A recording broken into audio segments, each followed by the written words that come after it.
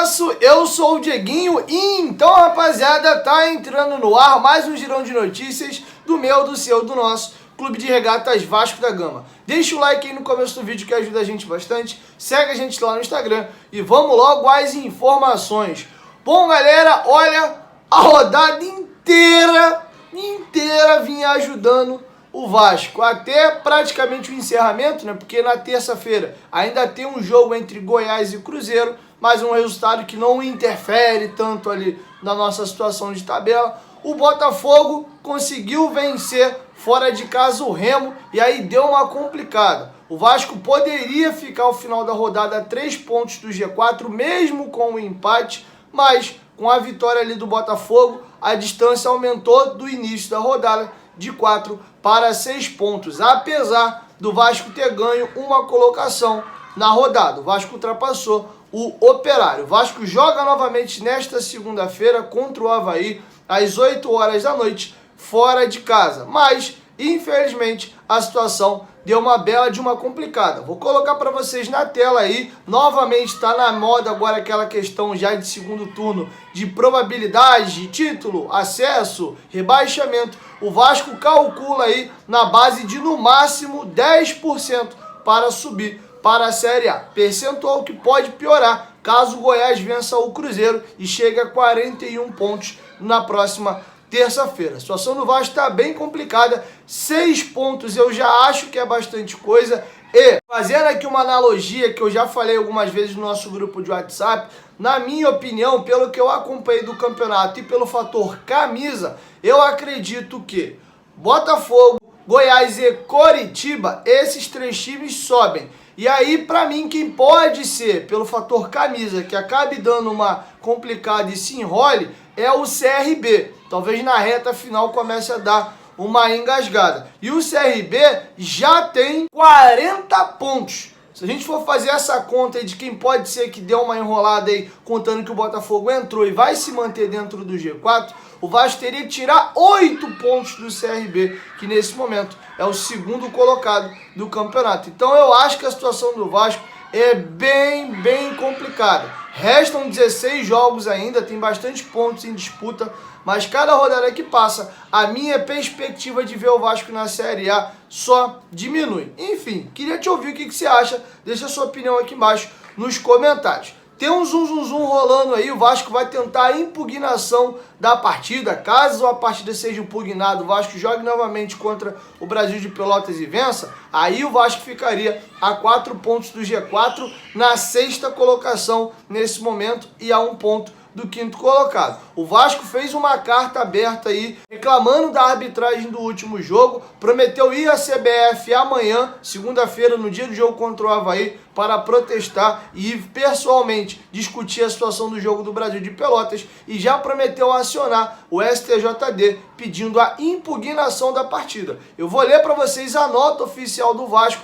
sobre o tema, mas antes, presta bastante atenção aqui. O sorteio das 6 camisas do Vasco em parceria com o XBET é amanhã, na live de pré-jogo ali, antes da bola rolar contra o Avaí. Eu já irei estar sorteando as camisas. Você que quiser concorrer ao sorteio, é só clicar aqui no primeiro comentário fixado do vídeo, se cadastrar no site da 1xBet, fazer um pequeno depósito de R$25 e mandar para o e-mail do canal, que está aqui na descrição para você não copiar errado. futebolaco2019@gmail.com. Além de participar desse super sorteio, você pode ganhar uma grana muito boa, porque a 1xBet é o maior site de apostas do mundo. Eles pagam rápido e pagam muito bem. Tem Campeonato Brasileiro, Série A, Série B, Copa do Brasil e Libertadores. Hoje, por exemplo, tem Brasil e Argentina pelas eliminatórias. Você pode apostar uma graninha nesse jogo aí. Então não falta opção para você fazer a sua grana. Vem para a 1xBet. A 1xBet é parceira do canal Futebolaço. E o link está aqui no primeiro comentário fixado. Eu vou ler para vocês agora a nota oficial do Vasco e logo em seguida eu dou aqui a minha opinião. Na noite da última sexta-feira, a cada vez mais questionável, a arbitragem brasileira intercedeu diretamente no resultado de uma partida do Clube de Regatas Vasco da Gama. Mais uma vez, precisamos um novo episódio de erros grotescos do VAR que definiu o resultado do jogo, as posições na tabela de competição e os rumos do campeonato. Um impedimento inexistente, com distância suficiente para não haver qualquer dúvida no lance do gol do atleta Daniel Amorim e uma penalidade a favor do atleta Léo Matos, marcado e depois retirado pelo próprio senhor Alisson Sidney Furtado, após a consulta à tecnologia, que teoricamente tem por objetivo otimizar o trabalho dos profissionais em campo. Operada pelo árbitro de vídeo, senhor Gilberto Rodrigues Castro Júnior, mudaram o placar do que seria a vitória do Vasco da Gama sobre o Brasil de Pelotas em São Januário pela 22ª rodada do Campeonato Brasileiro da Série B. Em fevereiro de 2021, pelo Campeonato Brasileiro de 2020, o Vasco já havia sido prejudicado pelo VAR e suas linhas descalibradas no duelo contra o Internacional em São Januário. A justificativa na ocasião foi o baixo ângulo das câmeras, em conjunto com a sombra se movendo no campo. Passados cerca de 7 meses desse lamentável episódio, que também interferiu no resultado dentro de campo e poderia ter inclusive mudado a posição do Vasco na tabela, evitando o rebaixamento. Qual a justificativa para a ausência das linhas do impedimento do VAR novamente? 7 meses depois, as linhas continuam descalibradas? Por que então a arbitragem não seguiu o protocolo da comissão de arbitragem e informou aos capitães dos times a ausência da tecnologia? E no jogo contra o São Paulo pela Copa do Brasil, porque não temos até agora resposta sobre o pênalti não marcado a favor do Vasco e mais erros gritantes. A CBF decidiu de forma extemporânea e injustificada passar a utilizar o VAR a partir do retorno do Campeonato Brasileiro da Série B, literalmente no meio do campeonato. O mais inacreditável e desrespeitoso com os clubes que participam da competição e com suas torcidas foi a opção da CBF por uma versão genérica do já péssimo VAR, com menos câmeras e recursos tecnológicos. O que já era ruim ficou ainda pior e mais injusto, como demonstrado pelos absurdos ocorridos no jogo de ontem em São Januário. No site da CBF, em comunicado oficial sobre o início da utilização do VAR no retorno da Série B, uma nota da assessoria de imprensa diz que os primeiros jogos do retorno da competição terão a ferramenta à disposição das equipes de arbitragem para auxiliar e dar mais precisão e justiça à disputa. Às pressas, a CBF instituiu o VAR para o retorno, já sabendo que a falta de estrutura técnica ocasionaria problemas. Na Série A, os jogos acontecem com um mínimo de 9 câmeras, o que permite minimamente que haja quase sempre uma câmera que possibilite a marcação da linha de impedimento, quando não existem, obviamente, os corriqueiros problemas técnicos. Ontem, a partida foi operacionalizada com apenas 5 câmeras, como são em quase todos os jogos da Série B. E no lance do gol legal do Daniel Amorim, não existe nenhuma câmera que permita a marcação da linha no pé do atleta. Se existisse, por exemplo, a tradicional câmera atrás do gol, que ontem não existia, a marcação poderia ser mais facilmente realizada. Isso evidencia que a utilização do VAR errática, mesmo com a máxima estrutura disponível, sem estrutura mínima necessária na Série B, é irresponsável e inconsequente. Mesmo com todo o investimento destinado pela Confederação Brasileira de Futebol, a comissão de arbitragem não há precisão e justiça à disputa com o VAR operado desta forma no Brasil,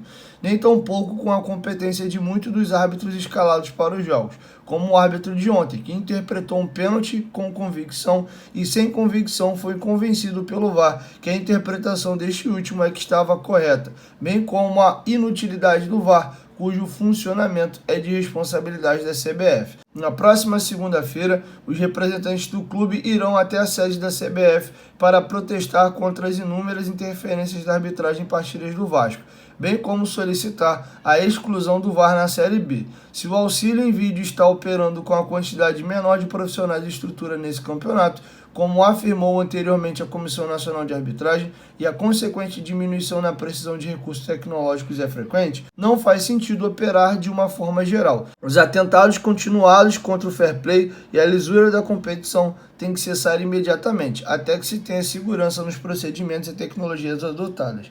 Não podemos permitir que a irresponsabilidade e inconsequência destes que autorizam o VAR a operar desta forma atinjam os interessados do nosso clube e a credibilidade da competição.